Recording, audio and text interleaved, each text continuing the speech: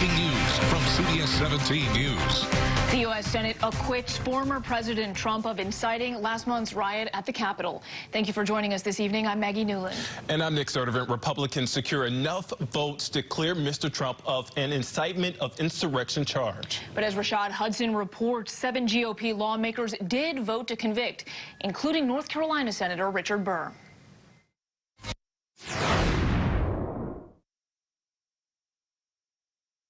Judge, that they said Donald John Trump be, and he is hereby acquitted of the charge in said article.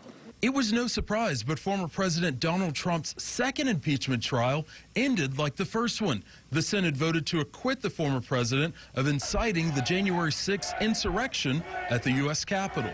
Impeachment managers and attorneys for Trump made their closing arguments Saturday afternoon. The events of January 6th can never happen again in this country. Rhode Island Congressman David Cicilline urged senators to convict and disqualify the former president from ever running for office again. Lead impeachment manager and Maryland Congressman Jamie Raskin said that Trump incited and encouraged those who stormed the Capitol and failed to take action to protect lawmakers and his own vice president. If that's not a high crime and misdemeanor against the Republic in the United States of America, then nothing is. Attorneys defending former President Trump said House managers failed to prove that Trump encouraged the violence at the Capitol. Mr. Trump is innocent of the charges against him. And Michael Vanderveen maintained that impeaching a former president is unconstitutional. It is an unprecedented action with the potential to do grave and lasting damage to both the presidency and the separation of powers.